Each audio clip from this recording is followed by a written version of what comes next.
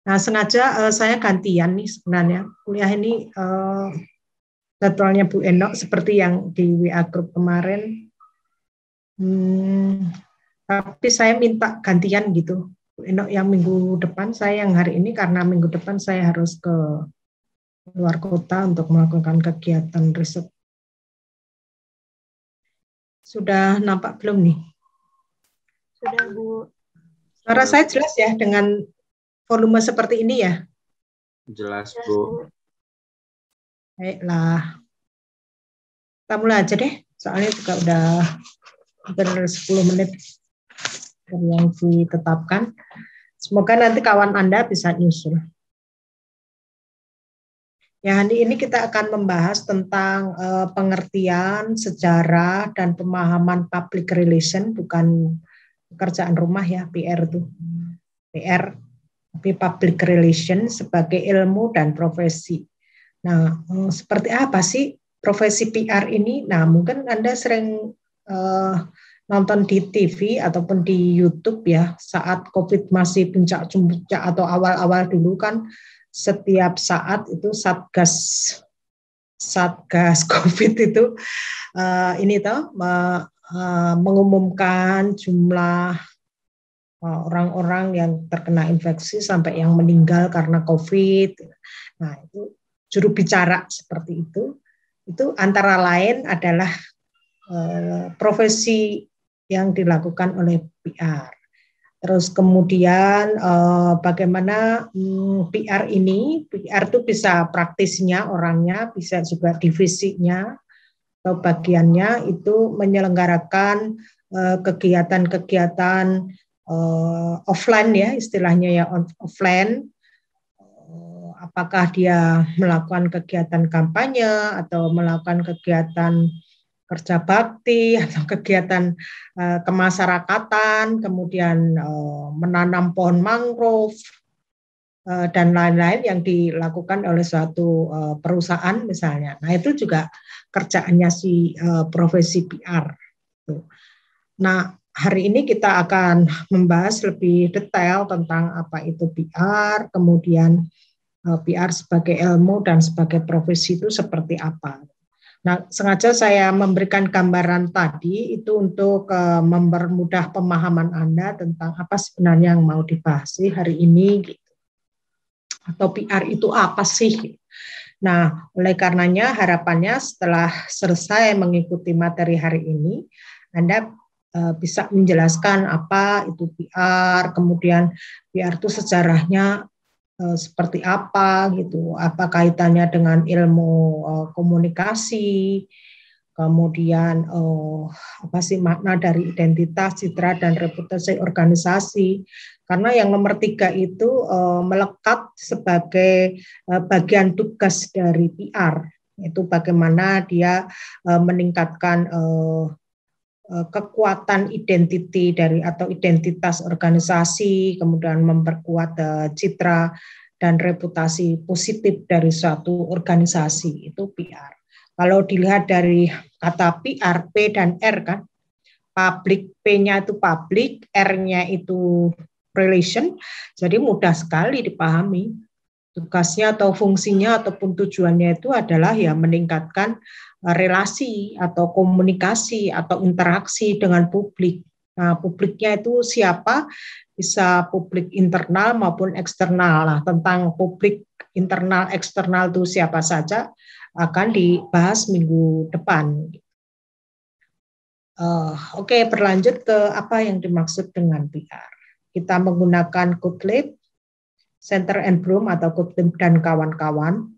Itu adalah PR itu sebagai bagian dari suatu organisasi yang tentu saja dia juga memiliki fungsi-fungsi manajemen. Kalau Anda ingat fungsi manajemen secara umum itu POAK ya, planning, organizing, actuating, controlling, seperti itu ya, mulai dari perencanaan, menggerakkan, mengorganisasikan, dan kemudian mengevaluasi ataupun memonitor gitu. Itu fungsi dari manajemen. Nah, si PR ini adalah bagian dari manajemen itu sendiri gitu, manajemen organisasi ya. Sehingga apa yang dia lakukan menurut Katlib dan kawan-kawan ini adalah dia mengarah kepada yang pertama itu mengevaluasi sikap publik, sikap terhadap apa ya, tentu saja sikap terhadap organisasi ini gitu, organisasinya. Organisasi bisa macam-macam ya bentuknya, bisa organisasi pemerintah, perusahaan atau swasta, bisa juga perguruan tinggi, bisa juga apa namanya LSM gitu, yayasan apapun lah begitu. Nah ini apa namanya tugas dari atau fungsi dari si PR kaitannya dengan manajemennya ini tadi mengevaluasi sikap publik. Dengan melakukan hal tersebut, dia melakukan evaluasi, maka dia akan melihat kira-kira apa yang terjadi di publik, dan ini harus bisa diorganisir dengan baik gitu. Respon-respon mereka atau penilaian mereka terhadap organisasi seperti apa. Gitu. Kemudian juga dia apa namanya mengidentifikasi kebijakan atau menganalisis juga bisa nih, menganalisis kebijakan atau prosedur dari individu atau organisasi gitu dengan si interest itu ketertarikan publik. Jadi dia seperti ini loh, menganalisis bagaimana individu ataupun organisasi itu ya dikaitkan dengan interest dari publik. Makanya dia berperan untuk memberikan informasi kepada publik tentang hal-hal yang terkait dengan kebijakan, policy itu artinya kebijakan dari si perusahaan ataupun juga dari individu misalnya pegawainya atau pimpinannya begitu ya, sehingga ada interaksi gitu dengan ketertarikan si publik. Kemudian juga berfungsi untuk merencanakan dan mengeksekusi program-program aksi. Yaitu tadi menyelenggarakan misalnya kegiatan menanam mangrove begitu ya. Itu kan bentuk-bentuk aksi ya. Program yang sifatnya aksi, kemudian melakukan kampanye-kampanye, kemudian mendanai suatu kegiatan, mensponsori suatu kegiatan mahasiswa, kegiatan olahraga, hiburan dan seterusnya. Jadi dia merencanakan hal-hal tersebut, termasuk mengeksekusinya. Kemudian juga untuk meningkatkan atau mendapatkan pemahaman dan penerimaan dari publik. Jadi dia akan selalu berusaha bagaimana si publik ini memberikan sikap yang positif, memberikan penilaian yang positif dan diterimalah di masyarakat atau publik. Nah, ini peran dari si PR menurut si Katlib dan kawan-kawan. Nanti menurut yang lain akan kita bahas, tapi pada dasarnya mirip-mirip. Oke. Nah, kalau menurut PRSA itu Persatuan Public Relation ya, dari Amerika, public relation adalah proses komunikasi yang sifatnya strategis dalam membangun hubungan yang saling menguntungkan dalam di antara organisasi dengan publiknya. Jadi nampak jelas bahwa tentu saja relasi ini bicara komunikasi kan, komunikasi yang strategis itu komunikasi yang efektif. Strategis itu juga artinya direncanakan dengan publik dan sifatnya adalah saling menguntungkan. Jadi jangan sampai misalnya ya hanya menguntungkan sepihak saja, perusahaan saja atau organisasi saja atau hanya publiknya saja. Jadi hubungannya adalah resiprokal antara organisasi dengan publiknya. Kemudian PRSA ini juga senada dengan Katlib tadi, jadi dia menjalankan fungsi manajemen, artinya adalah dia tidak berdiri sendiri juga di dalam menjalankan tugas-tugasnya, dia tetap berkoordinasi dengan bagian atau divisi-divisi lain, kemudian dengan pimpinan, dengan bawahan dan seterusnya.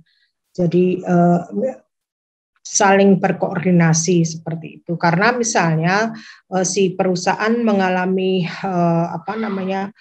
penilaian yang negatif karena sesuatu hal, nah dia nggak bisa sendiri, dia harus mendapatkan dukungan dari bagian data, bagian produksi, dari bagian pemasaran dan lain-lain seperti itu. Tentu saja dukungan dari pimpinan. Kemudian komunikasi yang diciptakan itu bersifat two-way atau dua arah.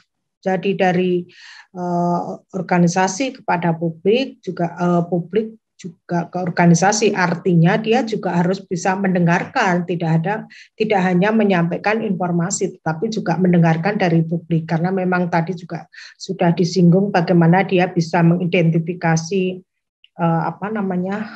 keinginan publik itu seperti apa, interest publik itu seperti apa, sehingga dia harus responsif terhadap publik gitu. Kemudian PR ini juga sebagai suatu aktivitas yang direncanakan. Jadi nggak bisa tiba-tiba melakukan hal tersebut, semuanya harus direncanakan. Seperti halnya juga fungsi manajemen kan, yang lain. Jadi dia harus direncanakan, kemudian juga apa yang dia lakukan, yang dia rencanakan, kemudian dia buat program itu harus berbasis pada riset sosial. Misalnya untuk mengetahui program apa yang sekiranya program tersebut akan menimbulkan dampak positif bagi peningkatan citra atau reputasi organisasi, maka dia harus melakukan riset. Ini apa sih yang kira-kira menarik perhatian publik begitu? Apa sih kebutuhan publik dan seterusnya. Nah, itu riset. Nah, meskipun levelnya nggak seperti halnya riset ilmiah, skripsi ataupun sampai disertasi, tetapi dia bisa melakukan misalnya dengan pooling, gitu ya, angket, atau cukup dengan dari melihat berita yang ada di media massa, kemudian dia simpulkan, begitu itu juga boleh.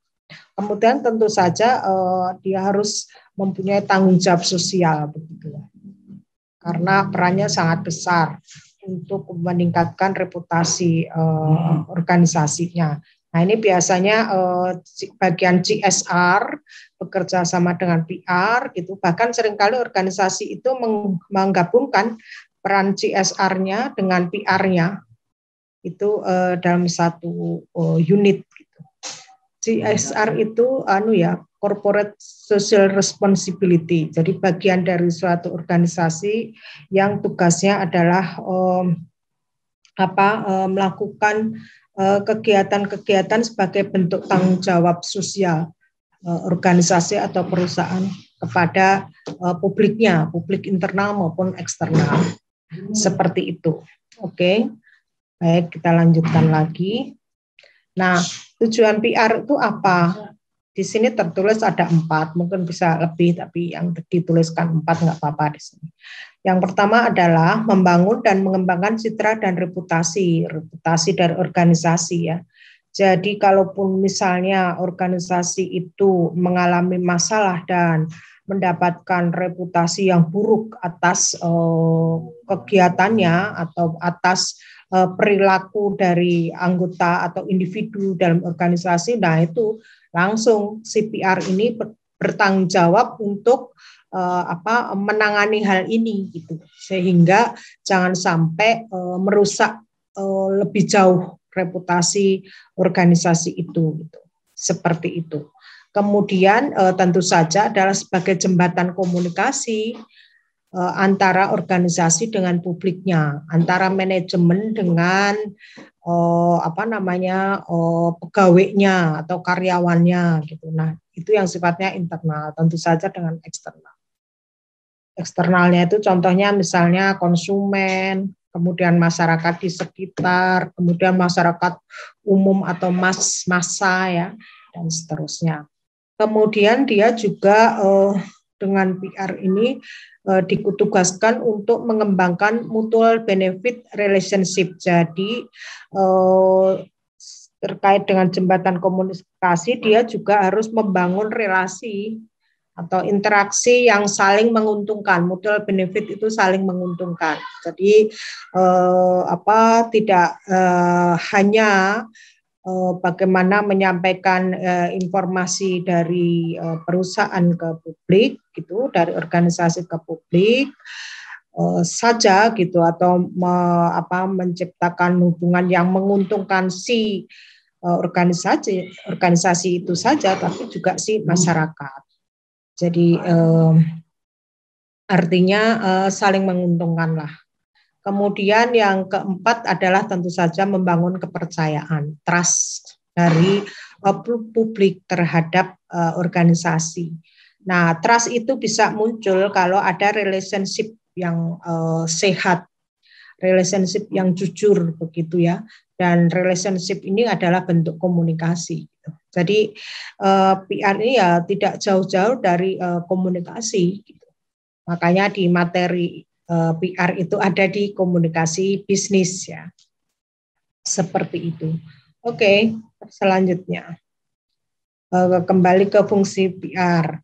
Ya, yang pertama adalah membantu organisasi dan publiknya untuk beradaptasi satu sama lain. Jadi membantu organisasi dan publik itu untuk saling memahami, kemudian saling menyesuaikan gitu ya.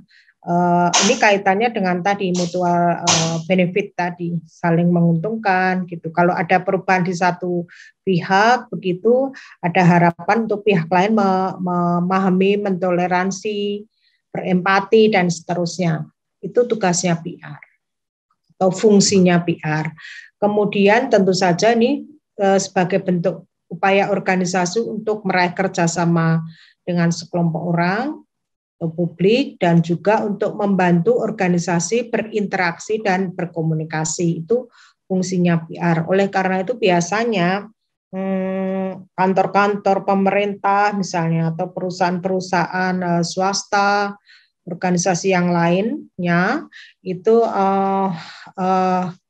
menyediakan bagian gitu ya di dalam struktur organisasi itu adalah PR, meskipun namanya macam-macam gitu. Nanti apakah dia pakai istilah humas atau PR atau apa gitu.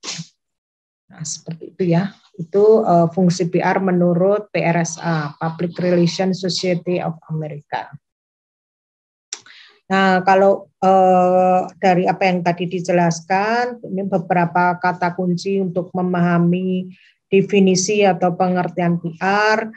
Itu adalah suatu proses ataupun suatu aktivitas yang memang disengaja dan terencana gitu. Jadi artinya semua aktivitas atau fungsi yang dijalankan oleh PR itu harus direncanakan dengan baik gitu. Jadi tidak ujuk-ujuk atau tidak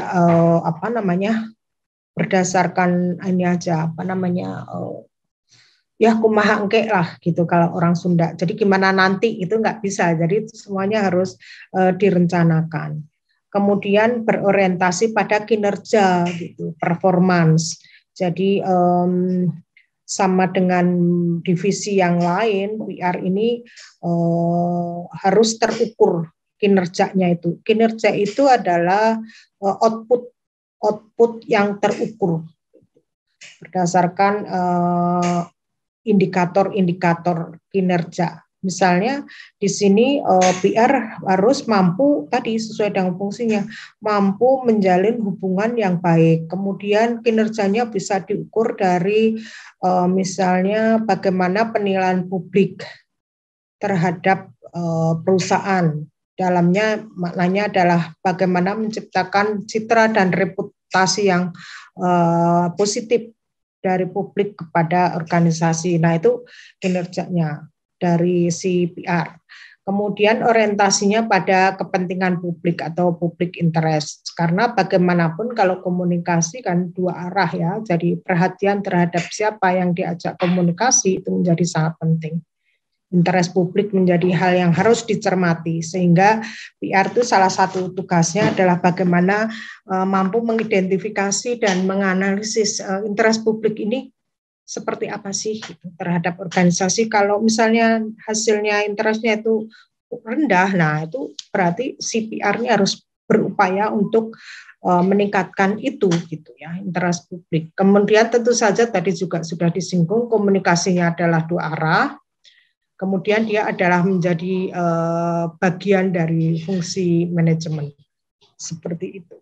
Sehingga apapun yang direncanakan oleh suatu organisasinya itu PR harus terlibat di dalamnya, karena kalau tidak tahu gitu ya, tidak terlibat nanti ya kalau ada masalah ataupun bagaimana dia berkomunikasi dengan publik, dia nggak punya cukup peluru untuk menjelaskan, karena memang dia tidak pernah diajak misalnya seperti itu.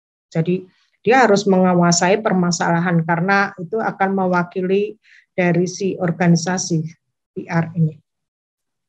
Seperti itu. Nah ini Bapak PR yang terkenal itu adalah Ivy Ledbetter-Lee.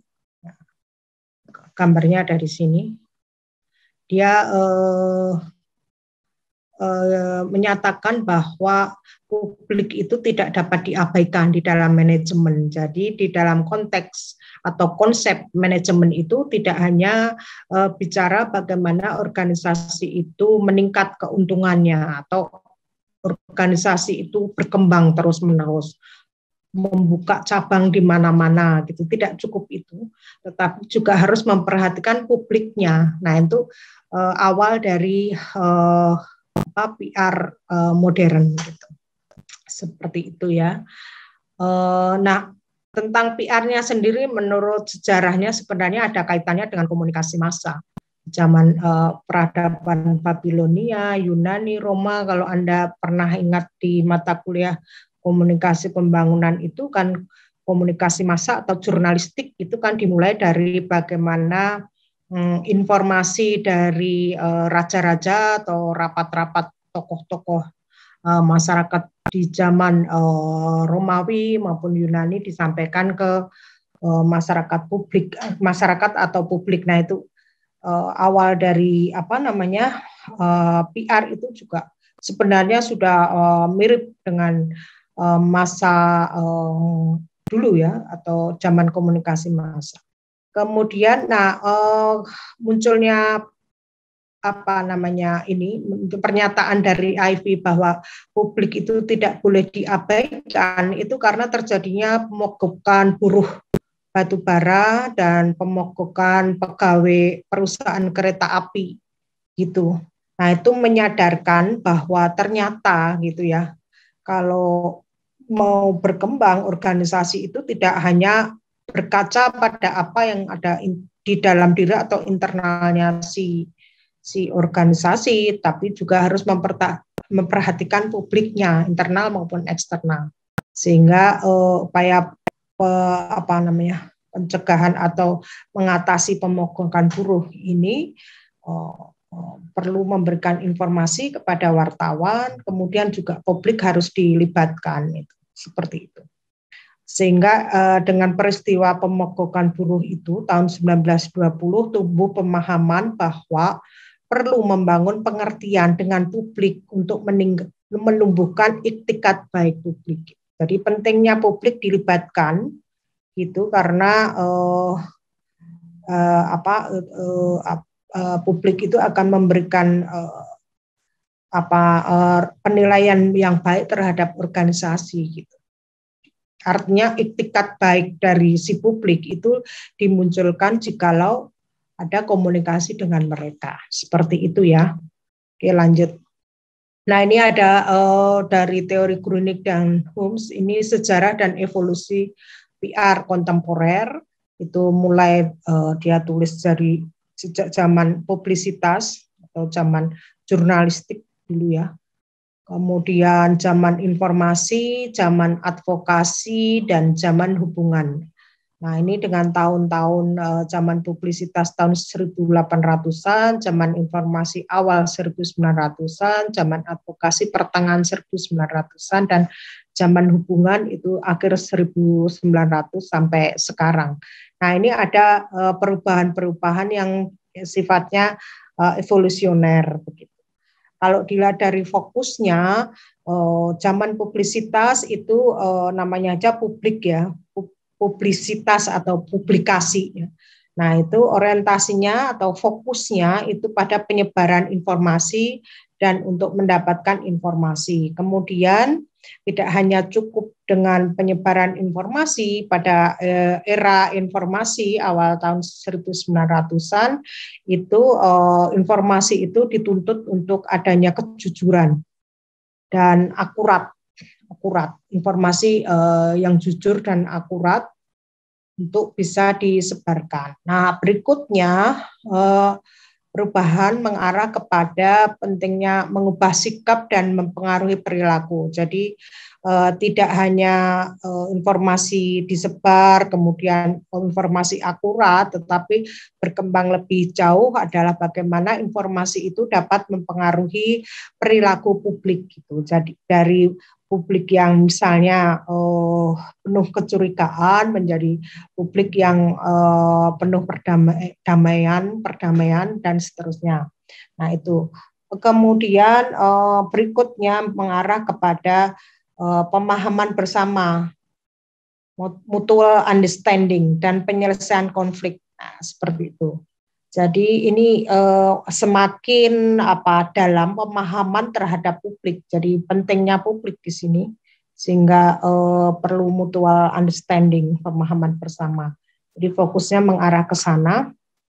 Karena ini kan zaman-zaman perang, kemudian selesai perang orang menyadari betapa pentingnya konflik atau perang itu diakhiri dan perlunya pemahaman atau understanding. Seperti itu. Kemudian sifat komunikasinya mengarah kepada dari satu arah, kemudian mengarah ke dua arah gitu. Karena dengan dua arah itu ada ini kaitannya dengan ini, memahami bersama itu kan harus dua arah. Kalau satu arah itu tidak ada pemahaman itu karena sifatnya yang otoriter dari si organisasi. Kemudian penelitian di dalam PR itu zaman awal publisitas ya, zaman publisitas itu tidak ada konsep penelitian di dalam PR. Kemudian di zaman informasi sudah ada proses riset penelitian atau identifikasi ataupun menganalisis yang berupa daya tarik pesan dan pemahaman. Kalau zaman advokasi itu lebih lanjut riset terhadap sikap dan opini publik ini dikaji, diteliti dan sekarang ini tidak hanya sikap opini tetapi persepsi dan nilai. Artinya ini lebih dalam lagi. Jadi persepsi itu kan sesuatu yang tidak nampak. Nilai-nilai yang dianut juga tidak nampak oleh oleh orang luar ya. Publik, penilaian atau persepsi publik ini perlu digali lebih dalam itu di masa sekarang. Kemudian kegunaan PR pada zaman publisitas ini sebatas kepada dunia hiburan, olahraga, marketing gitu ya. Seperti itu. Jadi bagaimana si PR ini menyelenggarakan kegiatan-kegiatan yang sifatnya menghibur, entertain begitu, olahraga, marketing, tetapi berlanjut mulai ada perubahan begitu ya. Ternyata PR itu juga digunakan oleh pemerintah di dunia pemerintahan atau birokrasi, kemudian LSM, lembaga non-profit dan lembaga bisnis.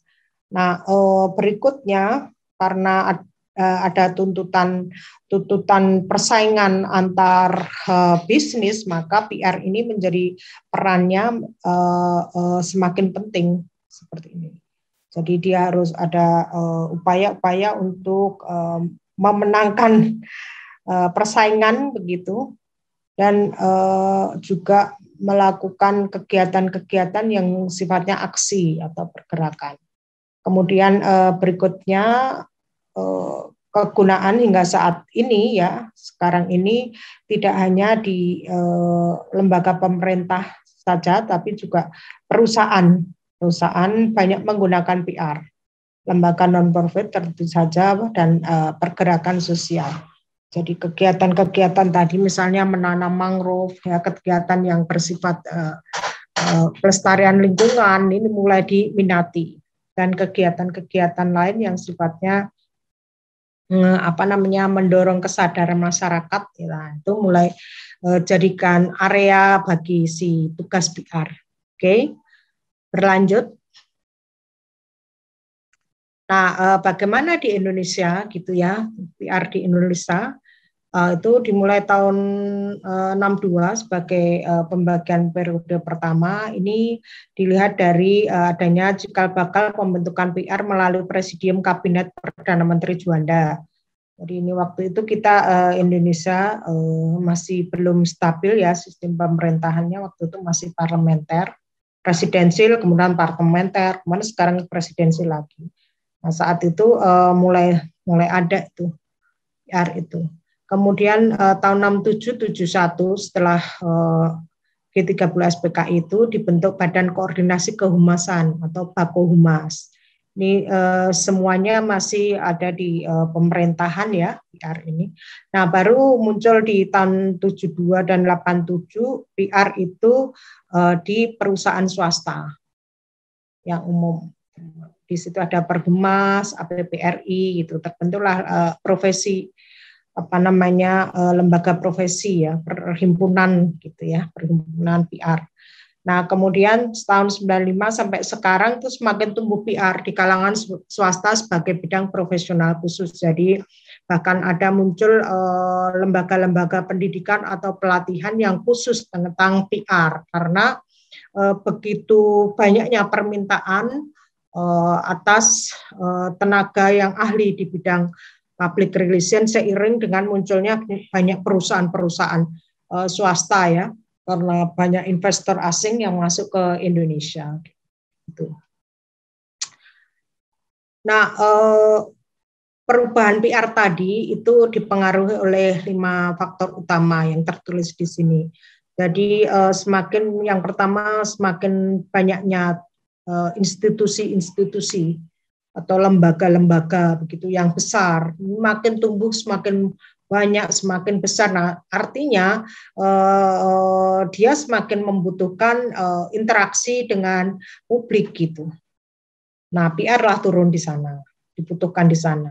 Kemudian semakin banyak kejadian-kejadian seperti perubahan sosial, konflik, konfrontasi, persaingan, dan seterusnya. Nah, ini kalau tidak segera di-handle atau ditangani ya, perubahan-perubahan ini sangat mengganggu organisasi.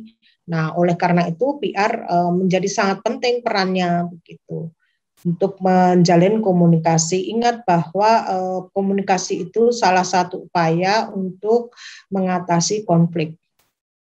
Nah, upaya yang lain apa ya? Kekerasan. Kekerasan bisa untuk mengatasi konflik, tetapi sifatnya sementara. Karena kuat gitu, yang lemah takut gitu. Tapi itu tidak akan berlanjut. Nah, komunikasi itu untuk menjalin saling memahami, mutual understanding tadi, itu tugasnya dari CPR gitu. Kemudian juga semakin bertambahnya kesadaran publik dan kecanggihan media.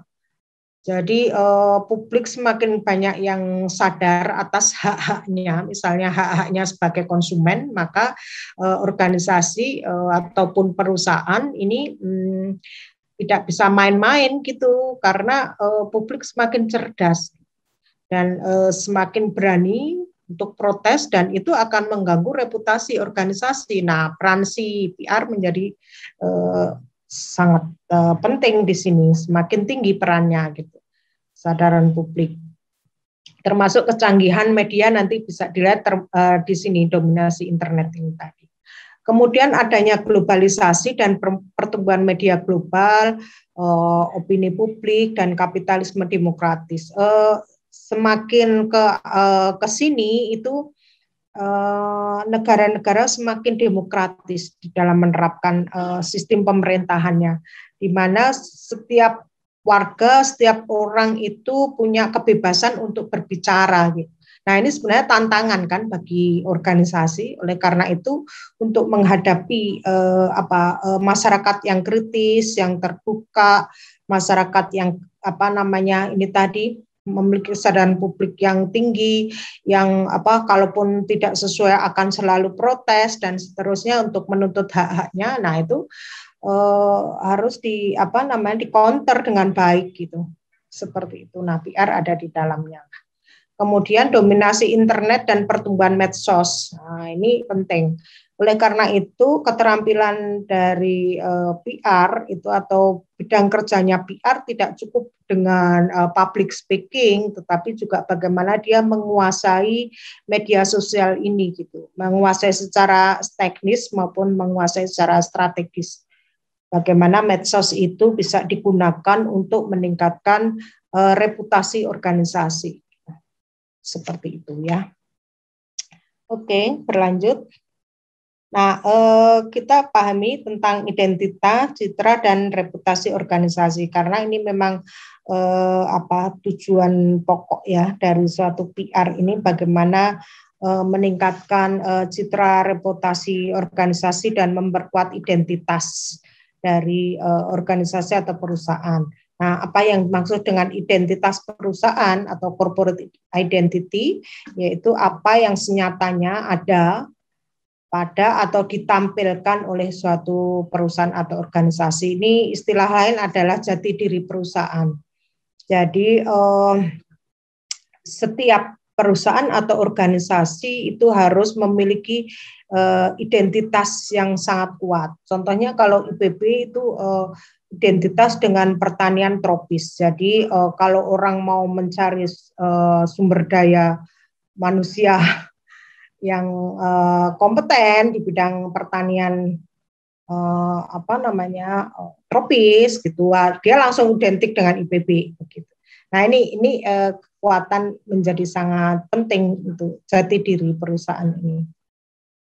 Kemudian ada istilah citra perusahaan, kita tadi juga sudah singgung. Jadi citra perusahaan itu apa? Atau corporate image adalah suatu kesan yang dimiliki suatu organisasi secara total dan berasal dari perilaku dan reputasi. Jadi citra itu menunjukkan kesan yang diperoleh oleh publik terhadap organisasi tersebut secara keseluruhan ya. Misalnya perusahaan ini nih perusahaan bagus, misalnya kalau yang image perusahaan Astra gitu udah otomatis semua orang di Indonesia mendapatkan image yang positif, di kesan mereka sangat positif terhadap organisasi itu gitu ya. Astra itu adalah perusahaan yang besar, perusahaan yang canggih, perusahaan yang dan seterusnya. Nah, itu citra. Ya. Nah, citra ini bisa positif ataupun negatif, itu sangat dipengaruhi oleh perilaku individu maupun perilaku organisasi dan reputasinya. Perilaku dan reputasi yang positif itu akan otomatis membuat citra perusahaan juga positif. Sehingga reputasi yang rusak itu citranya langsung rusak juga. Nah, reputasi itu terkait dengan rekam jejak perusahaan. Jadi reputasi tidak muncul seketika gitu, tetapi itu adalah menunjukkan rekam jejak perusahaan gitu. Rekam jejak itu artinya di sini hasil dari apa yang telah dilakukan, apa yang dikatakan, dan apa yang publik katakan tentang suatu organisasi. Jadi tidak mudah untuk mendapatkan reputasi yang positif gitu. Dan reputasi itu bisa positif kalau selama proses pertumbuhan dari si organisasi itu mengarah ke hal yang positif.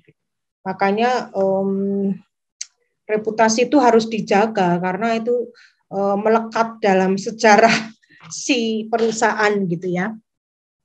Dan reputasi ini menyangkut atau dipengaruhi oleh kredibilitasnya, kemudian reliabilitasnya, kepercayaan publik atau trustworthiness dan responsibility tanggung jawabnya. Sehingga begitu pentingnya reputasi bagi perusahaan, dia akan mengorbankan banyak hal untuk menciptakan reputasi yang baik. Jadi kalau sampai reputasinya tercoreng, wah itu luar biasa itu. Perusahaan akan berusaha berjuang sebanyak mungkin untuk mendapatkan reputasi seperti itu. Oke. Nah, bagaimana kaitannya dengan membangun identitas, citra, dan reputasi organisasi? Jadi sekali lagi bahwa PR itu harus mampu menciptakan citra corporate atau perusahaan yang positif gitu dari publik gitu. Jadi kalau sampai terjadi penurunan citra atau bahkan hancur citranya, wah itu pekerjaan berat dari PR ini. Kemudian membentuk citra corporate positif bisa melalui program CSR, tadi sudah disinggung, corporate social responsibility, artinya tanggung jawab sosial perusahaan. Oleh karena itu seringkali divisi CSR sama divisi PR itu digabung di dalam satu perusahaan itu, jadikan satu divisi karena untuk mempermudah ya kegiatan dan koordinasi CSR maupun PR, meskipun tidak harus ya CSR itu sama dengan PR, karena kalau untuk organisasi pemerintah kan tidak ada istilah CSR dan dia biasa menggunakan istilah humas. Kemudian untuk membangun citra dan reputasi yang positif itu membentuk opini publik yang favorable, jadi yang positif lah gitu ya. Opini publik harus diciptakan gitu secara positif, kemudian dan baik. Kemudian opini publik itu merupakan ekspresi publik mengenai persepsi dan sikapnya terhadap perusahaan. Jadi sangat penting kita mengkaji opini publik terhadap perusahaan atau organisasi kita, karena itu menunjukkan ekspresi dari publik itu sendiri atau sikapnya terhadap perusahaan itu gitu. Jadi itu harus diperhatikan. Jadi misalnya ada suara-suara atau yang sekarang itu misalnya suatu hal yang virtual gitu ya. Kok virtual viral maksud saya. Viral nih dan itu jikalau menyinggung suatu organisasi atau perusahaan dan itu sifatnya bisa merusak reputasi atau citranya, maka si PR ini harus segera merespon berita yang viral tersebut atau informasi yang viral itu. Kalau tidak nanti wah berapi itu, karena seringkali kerikil kecil menjadi awal dari kehancuran toh begitu. Nah itu PR harus cepat tanggap. Nah tentang opini publik itu ada yang sifatnya positif atau negatif gitu. Ada yang sifatnya mendukung atau sifatnya negatif. Nah ini dua-duanya harus direspon. Kalau mendukung ya berarti harus tetap diupayakan dukungan itu. Kalau ada opini yang sifatnya negatif harus diatasi ini supaya tidak berkepanjangan negatifnya, bahkan bisa membalikkan ke hal yang positif, opini positif. Oke. Berikutnya. Nah, bisa juga netral ya, opini yang netral juga ada sih. Jadi netral tuh ya nggak terlalu jelek, ya nggak terlalu bagus gitu. Nah, ini perlu juga direspon oleh PR gitu. Bagaimana yang netral itu menjadi favorable atau jadi positif ya, seperti itu. Oke, berikutnya, PR sebagai ilmu dan nanti sebagai art. Nah, PR sebagai ilmu karena pada dasarnya PR itu kan dasarnya itu adalah komunikasi ya. Komunikasi itu menjadi tulang punggung dari PR, namanya aja relation. Nah, PR sendiri bisa menjadi bagian atau subdisiplin ilmu komunikasi. Nah, konsep sebagai ilmu itu artinya bisa dilakukan kajian, bisa melakukan penelitian, bisa menguji teori dan seterusnya, atau menggunakan data untuk mengambil suatu kebijakan, itu juga sebagai PR, sebagai ilmu maksud saya. Nah, praktek PR adalah disiplin ilmu tentang, jadi PR itu juga disiplin ilmu loh. Nyatanya kan ada materi tentang PR hari ini kan kita. Jadi disiplin ilmu tentang menjaga reputasi tadi sudah disinggung dengan tujuan untuk mendapatkan pemahaman dan dukungan publik serta mempengaruhi opini dan perilaku publik. Jadi istilah lain dari PR itu manajemen reputasi.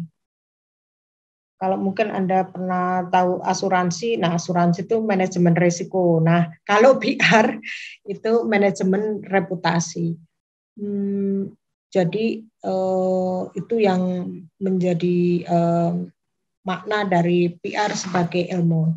Ya, oke. Kemudian berikutnya PR sebagai profesi, profession or art. Jadi seni, jadi sebagai suatu gaya, artinya tidak pakai pakem-pakem atau teori-teori yang kaku ya. PR itu juga sangat tergantung kepada konteks, jadi sifatnya sesuai dengan gaya yang tepat, dengan situasi yang tepat begitu.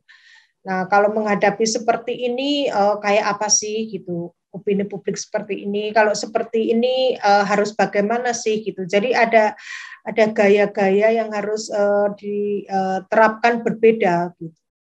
Pada saat seperti apa merespon sesuatu hal, misalnya apa dengan ketegasan atau tidak perlu dengan ketegasan, tetapi penuh kelembutan atau penuh kejujuran atau terus terang saja. Nah, itu penggunaan atau penerapan PR itu seperti itu yang sifatnya art, seni, ataupun secara umum sesuai dengan gayanya itu disesuaikan dengan konteks.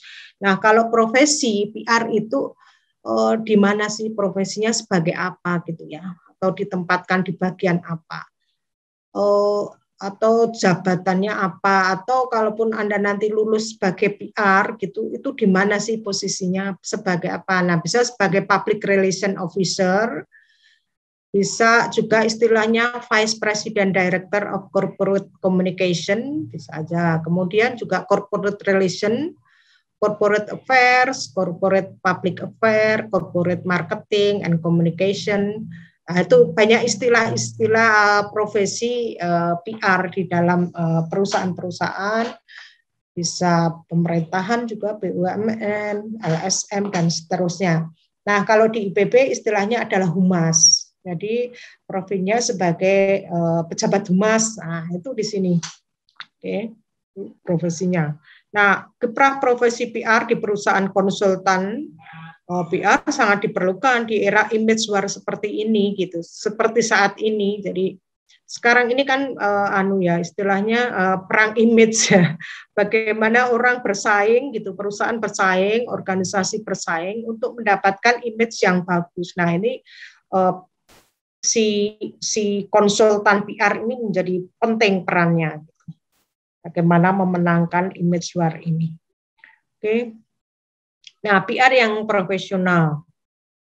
Public relation adalah profesi yang menuntut integritas antara pengetahuan, keahlian, dan etika profesi. Artinya, profesi sebagai PR, gitu, profesi PR, itu dia harus selain juga expertise atau pengetahuan tentang komunikasinya itu baik, bahkan levelnya tinggi, dia juga perlu punya keahlian atau skill.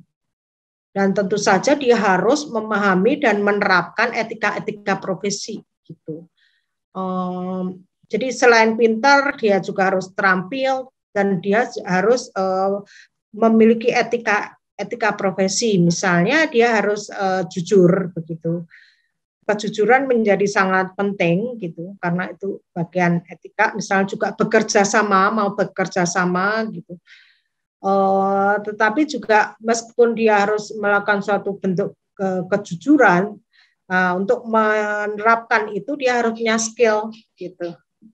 Seperti itu. Jadi tidak boleh berbohong. Nah, supaya itu kan tidak mudah juga. Gimana caranya supaya informasi itu apa adanya, tetapi juga tidak terlalu lebay ataupun tidak terlalu vulgar atau apa begitu. Nah, itu harus punya keahlian, keterampilan komunikasi. Sehingga juga praktisi PR itu sama dengan putri-putrian itu ya, Mbak Putri-putrian itu yang dikenal dengan 3B, beauty, brain, and behavior.